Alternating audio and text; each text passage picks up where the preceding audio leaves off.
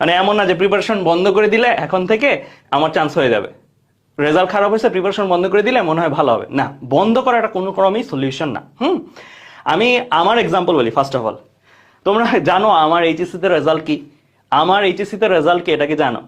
আমার এইচএসসি তে কিন্তু গোল্ডেন ছিল না। সো অনেকেই হয়তো জানো না, আমার এইচএসসি তে কিন্তু গোল্ডেন ছিল না, আমার কিন্তু বাংলায় এ প্লাস মিস ছিল। সো বাংলায় যখন এ প্লাস মিস ছিল তখন অ্যাকচুয়ালি সত্য কথা, যখন আমি বাংলায় রেজাল্টটা পাইলাম, বাংলায় এ প্লাসটা মিস, তখন আমার পড়াশোনার জেদ আরো বেশি বেড়ে গেছিল।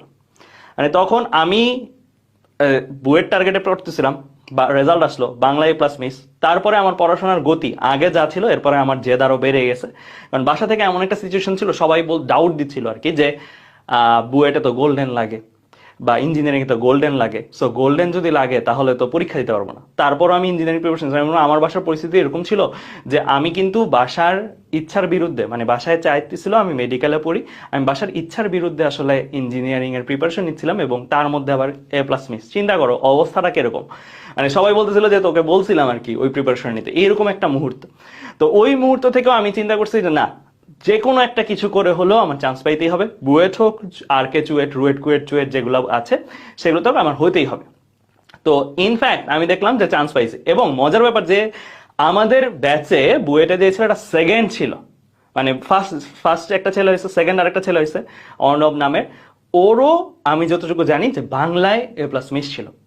সো বুঝতেই পারতেছো যে যখন তুমি পরবর্তীতে এই যে এলিজিবিলিটি লিস্টটা দিবে, এরপরে তুমি যখন ভর্তি পরীক্ষা দিতে পারবো, তখন কিন্তু আর কোনো ভেদাভেদ নাই, তখন কিন্তু সবাই আবার সমান হয়ে গেছে। তখন যারা জেদি ছিল, যারা এরকম করে ভালো করে পড়বা, তারাই দেখবা চান্স পাওয়ার একটা বেশি। ইনফ্যাক্ট আমি ওই আমাদের ব্যাচের রেজাল্ট অ্যানালাইসিস করে যেটা দেখছি, যাদের মিস গেছে তাদের মধ্যে থেকেই চান্স পাইছে বেশি। মানে সত্য কথা, আমার ফ্রেন্ড সার্কেলের মধ্যে আমি যেটা দেখছি যে যাদের মিস গেছে তাদের মধ্যে জেদ বেশি ছিল, তারা চান্স পাইছে বেশি। মানে এই জিনিসটা কাকতালীয় ভাবে আমরা দেখছি। অ্যান্ড আরেকটা এক্সাম্পল দিব, সৌমেন নামে আরেক ফ্রেন্ড আছে আমার, সো আমরা একই সাথে কোচিং করছিলাম, ওর ইংলিশ আর আইসিটি এই দুইটাতে এ প্লাস মিস গেছিল। নটরডেমের ছিল ফ্রেন্ডটা, সো ইংলিশ আর আইসিটি দুইটাতে এ প্লাস মিস গেছিল। গেস হোয়াট, ওর পজিশন কত ছিল? ও বুয়েটে ওর পজিশন কত ছিল? গেস হোয়াট, ইংলিশ আর আইসিটি দুইটা সাবজেক্টে এ প্লাস মিস ছিল, ওর বুয়েটের পজিশন ছিল 33 বা 32 এরকম। মানে বুয়েটে মেধা তালিকায় 32 বা 33 হয়েছে। সো ও একদম হালই ছেড়ে দিছিল অলমোস্ট, যখন এইচএসসি এ প্লাস মিস গেছিল। তো কোচিং এর যে ব্রাঞ্চ ম্যানেজার ভাইয়া ছিলেন, উনি ওকে মোটিভেট করছে, কারণ ওর কোয়ালিটি, মানে ওভারঅল তোমার কোয়ালিটিটা কিন্তু কোচিং এর এই যে এখন যে পারফরমেন্স, এখন যে গতিটা আছে, সেই গতিতে কিন্তু বোঝা যাচ্ছে। ধরো তুমি যে রেজাল্ট করছো, তুমি নিজেও কিন্তু একটা আইডিয়া পাচ্ছ, রাইট? সো এই যে এই গতিটা থামাইতে চায় নাই, সো সাজেশন দিছে, 32 বা 33 এরকম একটা র্যাঙ্ক ও করছিল আমাদের ব্যাচে। সো এই যে এক্সাম্পল গুলো, এই কোনোটা এক্সাম্পলই কিন্তু মিথ্যা না, সবগুলো সত্যি। সঞ্জয় ভাইও এক্সাম্পল দিল। সো কখনোই ফিল করবা না তোমার একটা সাবজেক্টে মিস বা মাল্টিপল সাবজেক্টেও মিস, সেটা কখনো তোমার পিছিয়ে পড়া। এর আগে অসংখ্য উদাহরণ তৈরি করে দিয়ে গেছে তোমাদের সিনিয়ররা, সো তুমিও উদাহরণ তৈরি করার গতিতেই আসো। সো উদাহরণ তৈরি করার গতিতেই আসো। তোমারও হয়তো একটা এক্সাম্পল হবে, যেটা তুমি আর কয়েকদিন না যেতেই তুমি হয়তো আমাদের গ্রুপে পোস্ট দিবা, এজিতে পোস্ট দিবা যে আমার এটাতে মিস গেছে, তারপর আমি প্রিপারেশন কন্টিনিউ রাখছি এন্ড ভালো করছি। এন্ড আমি প্রিটি মাচ শিওর এই গল্প অনেকের ঘরেই লেখা হচ্ছে, অনেকের পড়ার টেবিলেই এই গল্প এখন লেখা হচ্ছে। জাস্ট এই গল্পটা প্রকাশ হওয়া বাকি, এন্ড প্রকাশটা হবে কখন? রেজাল্টের পরে, এন্ড আমাদের গ্রুপগুলোতেই তোমরা প্রকাশ করবা। সো এইটুকু আমি বলতে চাই, জাস্ট এই কারণে আমার এক্সাম্পল দিলাম, নিজের এক্সাম্পল, আমার সাথে যারা ছিল তাদের এক্সাম্পল দিলাম, জাস্ট এতটুকু দেওয়ার জন্য, যে অভয় দেওয়ার জন্য যে কোনো কিছু এখনো শেষ হয়নি।